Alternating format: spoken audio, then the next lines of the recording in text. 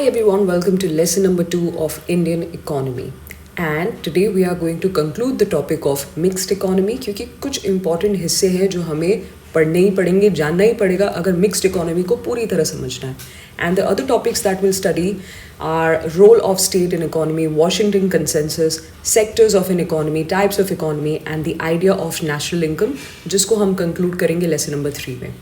So mixed economy के बारे में आपको अब बहुत कुछ पता है, आपको हिस्ट्री पता है. अगर आपने नहीं देखा है lesson 1, please go and watch it, link is in the description. 1950s Oskar Lange नाम के पॉलिश फिलोसोफर ने सिमिलर प्रिंसिपल सजेस्ट किए स्टेट इकोनॉमीज को जो कीन्स ने सजेस्ट किए थे. कीन्स ने 3 प्रिंसिपल सजेस्ट किए थे if you remember. Strong government intervention in economy, increase in government expenditure, discretionary fiscal policy. I have explained it all in the first lesson. So he is advising state economies to adopt market socialism. लेकिन जब ये बातें उन्होंने state economies को कही, उन्होंने immediately इस idea को reject कर दिया.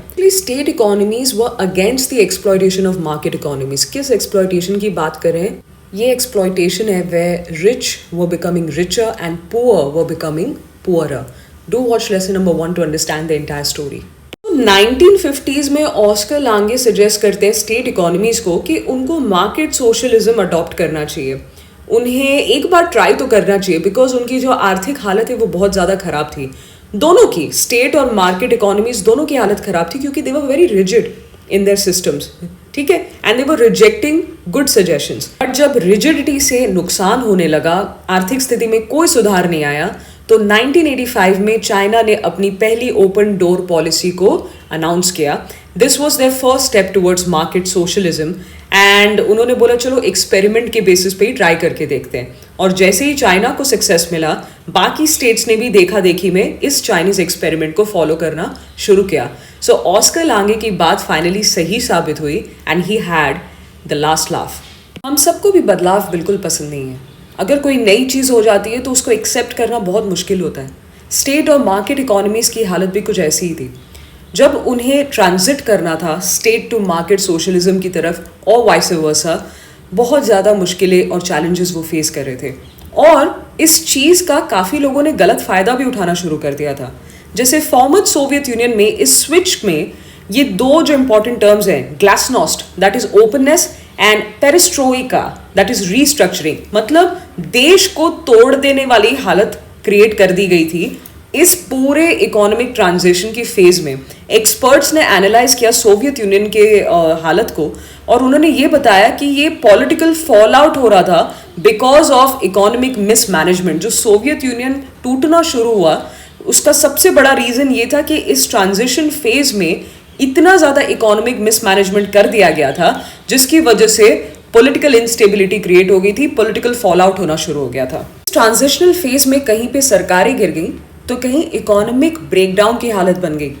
The only winner was China, an ideal example of state economy transitioning to giant market economy. Now let's understand the role of World Bank in giving mixed economy its identity. Story time. Post World War II, mixed economy system started spreading in countries like India, Malaysia, Indonesia, जो अभी colonial rule से बाहर निकले थे, जिन्हें आज़ादी मिली थी.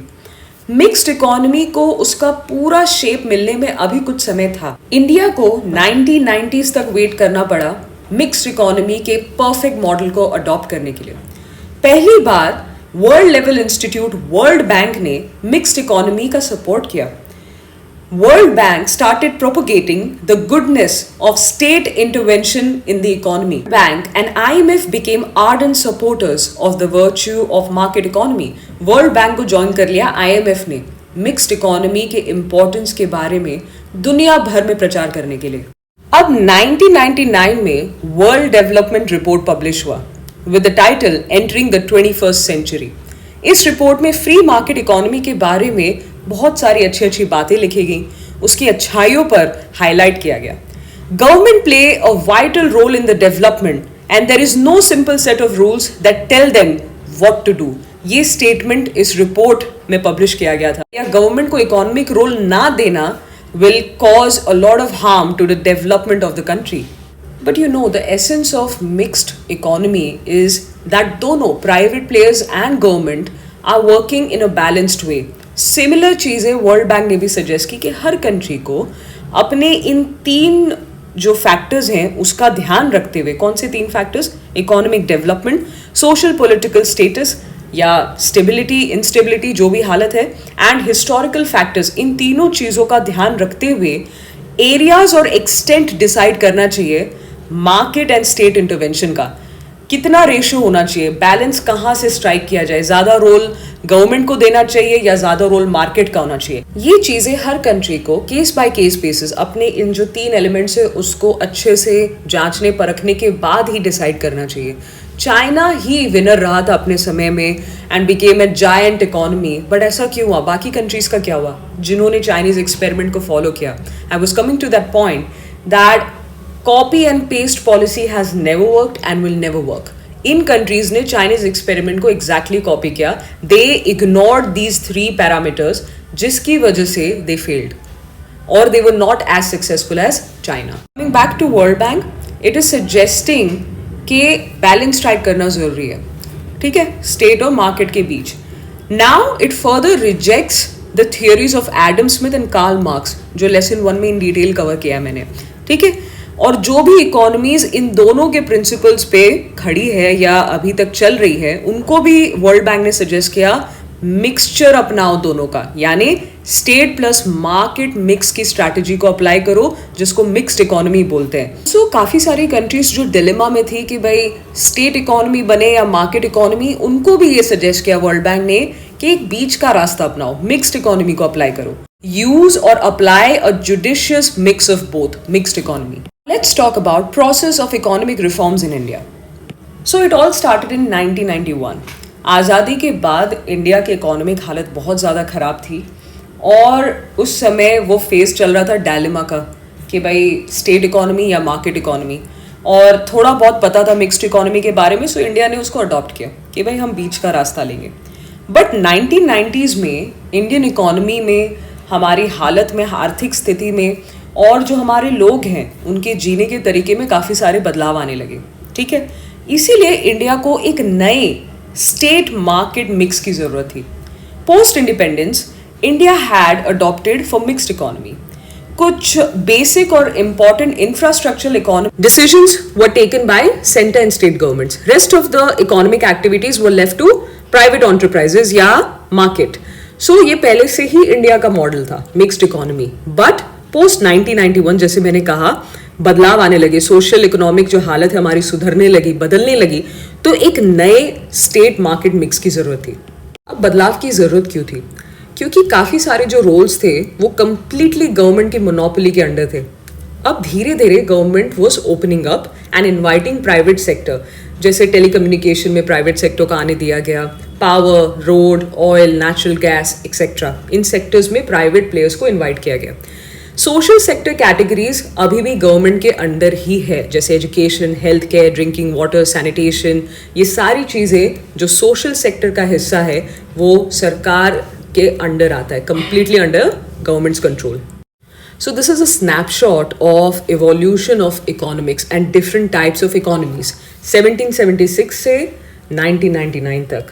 और बीच का जो पीरियड है, it was a period of dilemma, it was a period of confusion, of challenges, and finally what we get is mixed economy in 1999. Status क्या है? WTO, World Trade Organization has taken over the world economy. और ये propagate करता है, ये बातें करता है about mixed economy which is inclining towards free market economy. So it is talking about the goods of free market economy, but WTO is also saying and suggesting कि government को इंटरवीन करना चाहिए उन फील्ड्स में जहां उसकी ज़रूरत है, जहां इंटरवेंशन की ज़रूरत है, गवर्नमेंट को आके रोक टोक करना चाहिए। Let's look at 3 important roles of state in an economy. पहला है as a regulator. Government policies announce करता है और उसके बाद उसको इम्प्लीमेंट करते हैं, ठीक है। एंड अगर कोई पॉलिसी के खिलाफ जाए, उसके अगेंस्ट जाए, तो उसको पनिश करना है। ये एक बहुत ही इंपॉर्टेंट रोल है गवर्नमेंट का as a regulator. Number 2, as a producer and और supplier of private goods and services, which includes goods and services produced by private enterprises, ठीक है, जो गवर्नमेंट डिस्ट्रीब्यूट करते हैं उन प्राइजेस पे जो मार्केट मैकेनिज्म से डिसाइड हुए। यहाँ पे स्टेट को थोड़ा सा प्रॉफिट मिलता है और ये प्रॉफिट वो इस्तेमाल करते हैं वेलफेयर एक्टिविटीज में या अपना जो खर्चा है उसको पूरा करने में। तीसरा रोल है being a producer and supplier of public goods, जैसे सोशल सेक्टर के गुड्स एंड सर्विसेज हैं, एजुकेशन, हेल्थ, सैनिटेशन। ये जो गुड्स एंड सर्विसेज है वो लोगों को फ्रीली देते हैं, प्रोवाइड करते हैं, या तो सब्सिडाइज प्राइजेस पे देते हैं। ठीक है, ये 3 अहम किरदार हैं स्टेट का इन एन इकोनॉमी। सो जिन इकोनॉमीज ने रोल 2 और 3 यानी producer and supplier of private goods and public goods को अडॉप्ट किया है, ठीक है, इस रोल को दिया है स्टेट को, और रिसोर्सेज पे कंप्लीटली स्टेट मोनोपोली है, वहां पर स्टेट को ज्यादा रोल मिलता है इकोनॉमिक डिसीजंस लेने में। और इस तरह की इकोनॉमी को हम स्टेट इकोनॉमी कहते हैं, जहां पे स्टेट का जो रोल है वो ज्यादा होता है। और दूसरी तरह की इकोनॉमी होती है जहां पर जो रोल नंबर 2 और 3 है जिसकी हमने बात की, वहां की sole responsibility producing and supplying goods and services are given to the private sector. ठीक है, state has no economic role और a very passive role as a regulator, यानी स्टेट का कोई से नहीं है प्रोड्यूसिंग, कितना प्रोड्यूस करना है, क्या प्रोड्यूस करना है, कैसे सप्लाई करना है, उस प्रोसेस में state will not say anything. But हो सकता है कहीं कहीं रेगुलेट करने आ सकता है, स्टेट इंटरवीन कर सकता है वहां पे, but bigger role is that of the private sector. वैसी इकोनॉमी को हम कैपिटलिस्ट इकोनॉमी बोलते हैं। I hope it is clear. And how does a mixed economy look like? Mixed economy में 2 सिचुएशंस हो सकते हैं। पहला होता है कि एक role out of the 3 roles that you just learn, वो एक फिक्स्ड बेसिस पे, परमानेंट बेसिस पे स्टेट को दे दिया जाता है। से फॉर इंस्टेंस सोशल सेक्टर संभालने की पूरी जिम्मेदारी स्टेट की है। बट कुछ मिक्स्ड इकोनॉमीज में state will take up the role of taking heavy burden of subsidies. For instance ज्यादा से ज्यादा जो गुड्स एंड सर्विसेज हैं वो कम से कम प्राइजेस पे लोगों को दिए जाएं, looking at the social economic condition of the people of the country. तो वहां पर स्टेट ज्यादा बर्डन लेता है, एक्स्ट्रा बर्डन लेता है अपने ऊपर by bearing that cost. Mixed economy में बात की जाती है कि स्टेट को कंपलसरी रोल देना ही चाहिए। कौन से कंपलसरी रोल हैं जो स्टेट को दिए जा सकते हैं? पहला है regulation and control of the economies. अगर पूरी तरह से रेगुलेशन और कंट्रोल किसी भी इकोनॉमी का प्राइवेट सेक्टर को दे दिया जाए तो वो उसका मिसयूज कर सकते हैं अपने प्रॉफिट को बढ़ाने के लिए, उसको इंक्रीज करने के लिए, on the cost of people. उनका नुकसान करेंगे वो, पर अपना प्रॉफिट वहां पे कॉम्प्रोमाइज नहीं करेंगे। सो मिसयूज हो सकता है। Number 2, responsibility of producing and distributing private goods in case of absence of proper private sector. जो हमने रोल नंबर 2 देखा ना, जिसमें प्राइवेट गुड्स को गवर्नमेंट डिस्ट्रीब्यूट करती है मार्केट प्राइस पे, लेकिन government is distributing those things. वो एडिशनल रोल सरकार को ले लेना चाहिए अगर एक प्रॉपर प्राइवेट सिस्टम या प्राइवेट सेक्टर एस्टैब्लिश नहीं है कंट्री में। Number 3, responsibility of producing and supplying social goods, जो वेलफेयर एक्टिविटीज के अंदर आता है, जो सरकार को करना ही चाहिए। तो ये 3 जो रोल हैं वो परमानेंट बेसिस पे, कंपलसरी बेसिस पे सरकार को दे देने चाहिए किसी भी इकोनॉमी में, सो दैट मिसयूज ना हो पावर का and people are happy and the economy is running smoothly. अब मैं आपको समझाती हूँ कि इतना डिटेल में जाके एक एक एलिमेंट को क्यों पढ़ाया मैंने। बिकॉज अगर ये एलिमेंट समझ में नहीं आते, जितना भी अभी तक हमने डिस्कस किया है, तो वॉशिंगटन कंसेंसस ये आपको अच्छे से समझ में नहीं आता। इन 1989 यूएस इकोनॉमिस्ट जॉन विलियमसन, इन्होंने वॉशिंगटन कंसेंसस बनाया, यानी एक सेट ऑफ पॉलिसी रिफॉर्म्स जिसमें 10 इंपॉर्टेंट पॉइंट्स हैं, या कहा जाए तो 10 गाइडलाइंस हैं जो उन देशों को फॉलो करना ही पड़ेगा अगर उन्हें वर्ल्ड बैंक या इंटरनेशनल मॉनेटरी फंड से डेवलपमेंट पर्पस के लिए या क्राइसिस सिचुएशन में लोन लेने की जरूरत पड़ती है। सो कौन से 10 पॉइंट्स थे, क्विकली एक बार हम उसको देख लेते हैं। टर्म्स को लेकर बिल्कुल टेंशन नहीं लेना है, एक एक टर्म में अच्छे से पढ़ा दूंगी, ठीक है। पहला था फिस्कल डिसिप्लिन, दूसरा था redirection of public expenditure, priorities towards fields offering high economic returns. तो अपना एक्सपेंडिचर जो सरकार है वो उस डायरेक्शन में ज़्यादा करे जहाँ से रिटर्न उनको ज़्यादा मिलेगा। टैक्स रिफॉर्म्स लाने की ज़रूरत है इन देशों में, interest rate liberalization, competitive exchange rate, trade liberalization, liberalization of FDI inflows, privatization, deregulation that is abolishing barriers to entry and exit, secure property rights. Now I will solve the mystery for all of you. हाँ, ये एक mystery है जिसको आगे जाके हम सुलझाएंगे कि आखिर जॉन विलियमसन ने ये 10 पॉइंट मानने के लिए क्यों कहा उन कंट्रीज को जो ऑलरेडी क्राइसिस या मुसीबत में है। But before solving the mystery कुछ टर्म्स को जानना ज़रूरी है। पहला टर्म फिस्कल डिसिप्लिन, जो उनका पहला पॉलिसी रिफॉर्म सजेशन भी है। फिस्कल डिसिप्लिन का मतलब है कि एक आइडियल सिचुएशन है सरकार के लिए, उनके रेवेन्यूज उनके खर्चे से ज़्यादा है। जो दूसरा इंपॉर्टेंट टर्म है जो आई बिलीव आप लोगों में से काफ़ी लोगों को कंफ्यूज कर रहा होगा, वो है इंटरेस्ट रेट लिबरलाइजेशन। जब interest rate market forces determine करते हैं, ना कि कोई रेगुलेटर। फॉर एग्जाम्पल, अगर इंटरेस्ट रेट कम कर दिया जाए तो money is available cheaper, right, and ज़्यादा से ज़्यादा लोग पैसे लोन लेने लगते हैं, बोरो करने लगते हैं, क्योंकि इंटरेस्ट रेट कम है रिटर्न पे, एंड वाइस वर्सा, है ना। ये एक नॉर्मल सिनेरियो है जो हम हमेशा देखते हैं और सुनते आते हैं। इनका ये कहना है कि इंटरेस्ट रेट को मार्केट फैक्टर्स डिसाइड करेंगे, ना कि कोई रेगुलेटर। जैसे हमारे कंट्री में कौन रेगुलेट करता है इंटरेस्ट रेट को? RBI। Next important term is exchange rate. इसका क्या मतलब है? The value of a countries currency. रुपए का भाव गिर गया, बढ़ गया, सुनते हैं ना, उसी को एक्सचेंज रेट बोलते हैं। Versus that of another country, यानी डॉलर के मुकाबले रुपया महंगा हुआ या सस्ता हुआ। ओके, ये तो हम सुनते ही हैं, उसी को एक्सचेंज रेट बोला जाता है। जैसे कि मैंने आपको बताया, वॉशिंगटन कंसेंसस आया 1989 में, और उस समय लैटिन अमेरिकन कंट्रीज जैसे Chile, Peru, Brazil etcetera countries, they were going through economic crisis. अब मिस्ट्री सॉल्व होना शुरू हो जाएगा।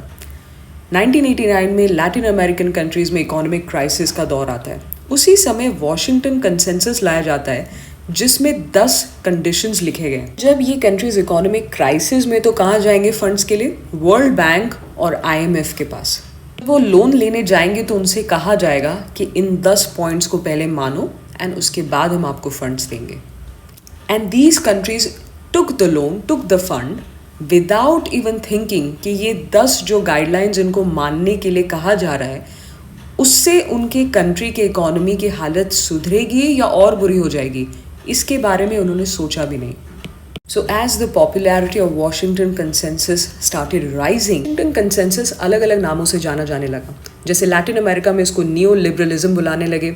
जॉर्ज सोरोस एरियन अमेरिकन इन्वेस्टर हैं, उन्होंने इसे मार्केट फंडामेंटलिज्म का टर्म दिया, नाम दिया, और आज हम उसे दुनिया भर में ग्लोबलाइजेशन के नाम से जानते हैं। Entire Washington consensus looks like a planned theory for launching LPG, liberalization, privatization and globalization around the world.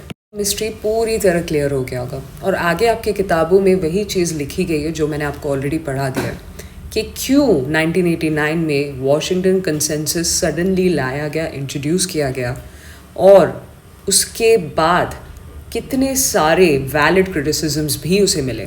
सबसे पहला था स्ट्रैटेजिक ट्रेड थियोरी का क्रिटिसिज्म, यानी free trade was not always the best option for developing economies. Most of the Latin American economies are in the developing stage, for example Brazil. ज़रूरी नहीं है कि free trade से एक developing economy की हालत सुधर जाएगी। देयर वाज नो गारंटी कि आप ये 10 पॉलिसीज़ को अप्लाई कीजिए, इकोनॉमिक पॉलिसीज़ को, और आपकी जो इकोनॉमिक सिचुएशन है वो बहुत अच्छी हो जाएगी, आप डेवलपिंग से डेवलप हो जाओगे। ऐसा कोई गारंटी नहीं था। Number 2, low government borrowing is not always appropriate. अब इन्होंने सजेस्ट किया कि भाई अपने खर्चे कम करो। अब सरकार खर्चे सबसे ज़्यादा करती है सोशल सेक्टर में, अगर वहीं पे कॉम्प्रोमाइज़ करना शुरू कर देगी तो लोगों की हालत क्या हो जाएगी, आप समझ रहे हैं? The third criticism is related to privatization. अब एक पब्लिक सेक्टर कंपनी में अगर हम प्राइवेट एंटरप्राइज को आने दें या उसका एक हिस्सा बनने दें, तो जो सोशल वेलफेयर का ऑब्जेक्टिव है सरकार का, वो कहीं ना कहीं लॉस्ट हो जाता है। क्यों? क्योंकि प्राइवेट सेक्टर का पूरा फोकस होता है प्रॉफिट पे, राइट? सो वहाँ पे कॉम्प्रोमाइज़ हो जाएगा। Number 4, the macroeconomic crisis of Latin America in 1980s and Southeast Asian crisis in 1990s made these free market policies unpopular. 10 policies के एप्लीकेशन के बाद लैटिन अमेरिकन और साउथ ईस्ट एशियन कंट्रीज़ के crisis की हालत और ख़राब हो गई, जिसकी वजह से ये जो 10 पॉलिसीज़, जो रिफॉर्म पॉलिसीज़ हैं, वो बहुत ज़्यादा अनपॉपुलर हो गए और क्रिटिसिज्म के पात्र बन गए। कभी कभी होता है ना कि हमने टीवी में कोई एडवर्टाइजमेंट देख ली और बार बार ऐड देखने के बाद हम वो सामान खरीद के लेके आते हैं और बाद में हमें पता चलता है हमारे पैसे डूब गए, बर्बाद हो गए। बस बिल्कुल ऐसा ही कुछ हुआ। वॉशिंगटन कंसेंसस सुनने में जितना अच्छा लग रहा था, एप्लीकेशन के बाद उतना अच्छा नहीं था। इंडिया भी इसका विक्टिम रहा, क्योंकि 1991 में India went through balance of payment crisis. इतनी बुरी हालत हो गई कि वर्ल्ड बैंक और आईएमएफ से पैसे उधार लेने पड़े और उनके ये जो 10 कंडीशंस है उनको भी मानना पड़ा। ऐसा लग रहा था कि एडम स्मिथ की फ्री मार्केट थियोरी कहीं ना कहीं दोबारा लाइमलाइट में आ रही थी। Washington consensus was talking about cutting down the role of the state in the economies. काफ़ी कुछ सीखने मिला ना। अब कुछ रिलेटिवली ईजी टॉपिक्स को देखते हैं।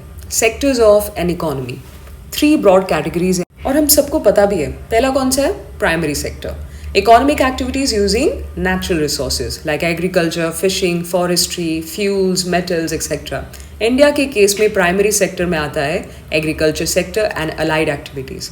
नंबर 2 सेकेंडरी सेक्टर, जिसको मैन्युफैक्चरिंग सेक्टर या इंडस्ट्रियल सेक्टर भी कहा जाता है। जो प्राइमरी सेक्टर के जो प्रोडक्ट्स हैं उसको रॉ मटेरियल की तरह यूज़ किया जाता है यहाँ पे टू मैन्युफैक्चर और produce biscuits, cakes, automobiles, textiles etcetera. The third one is tertiary sector, जो सर्विस सेक्टर के नाम से भी जाना जाता है, like education, banking, insurance, transportation, tourism etcetera. I have added 2 more for your knowledge. Fourth, quaternary sector, providing information services like computing, information and communication technology, consultancy, business, and research and development. And the fifth one is quinary sector, जिसमें वो institutes या organisations आते हैं जो highest levels of decision making करते हैं for society और economy, like government, science, universities, non profit organisations, health care, culture, media etcetera. Now let's quickly look at types of economies. Again 3 categories हैं, agrarian, industrial and service. तो अगर किसी भी economy में 50% से ज़्यादा शेयर एग्रेरियन, इंडस्ट्रियल या service sector का है तो उस इकोनॉमी को एग्रेरियन इकोनॉमी, इंडस्ट्रियल इकोनॉमी या सर्विस इकोनॉमी कहा जाता है। यानी इन तीनों में से किसी एक का कंट्रीब्यूशन 50% से ज़्यादा है अगर किसी देश के जीडीपी में, तो उसी के नाम से उस इकोनॉमी को जाना जाता है।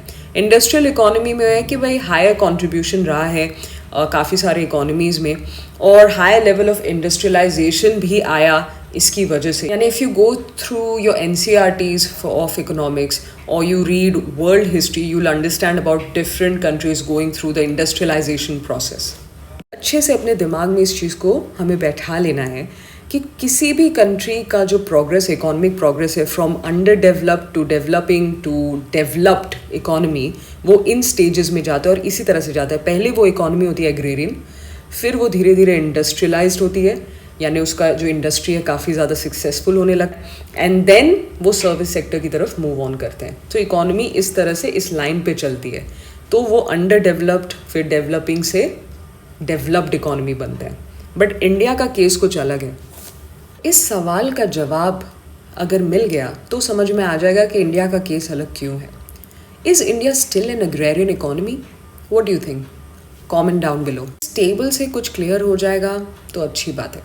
सी, ये 2020-2021 का इकोनॉमिक सर्वे जिसमें हमें दिख रहा है क्लियरली कि किस सेक्टर ने कितना % कंट्रीब्यूट किया है इंडिया की जीडीपी में। प्राइमरी सेक्टर का कंट्रीब्यूशन रहा है 21.82%, सेकेंडरी सेक्टर का कंट्रीब्यूशन है 24.29%, टर्शरी सेक्टर का कंट्रीब्यूशन है 89%। यहाँ पे वो स्टेजेस याद कीजिए कि कोई भी इकोनॉमी पहले अग्रेरियन होती है, फिर इंडस्ट्रियलाइज्ड और उसके बाद सर्विस सेक्टर की तरफ मूव ऑन करती है। हमारी हालत क्या है यहाँ पे? 53.89% कंट्रीब्यूशन आता है टर्शरी यानी सर्विस सेक्टर से। This is the unique feature of Indian economy. जब आप मेरी क्लास में हैं तो एक्स्ट्रा इन्फॉर्मेशन तो मिलेगा ही मिलेगा। 17 साल में पहली बार ऐसा हुआ है कि एग्रीकल्चर का कंट्रीब्यूशन जीडीपी में 3.4% बढ़ गया, यानी ऑलमोस्ट 20% हो गया। 21.82 में से 19.9% कंट्रीब्यूशन आता है एग्रीकल्चर से। इसीलिए इंडिया को कहा जाता है ना कि इंडिया का primary sector is equals to agriculture and allied activities, just for your knowledge. Yes, I just realized that this lesson has gotten really long. So, जो national income का topic है, the idea of national income, I'll be taking up in lesson number 3. Along with that, हम chapter 2 शुरू कर देंगे। रमेश सिंह जी की किताब है इंडियन इकोनॉमी, जिसको chapter wise मैं पढ़ा रही हूँ। So, we'll be starting that on Friday. So, please do watch this video completely. यहाँ तक देख लिया है, so do like, share, comment and subscribe and enroll for live classes. The batches are going to start from January 2022. See you on Friday.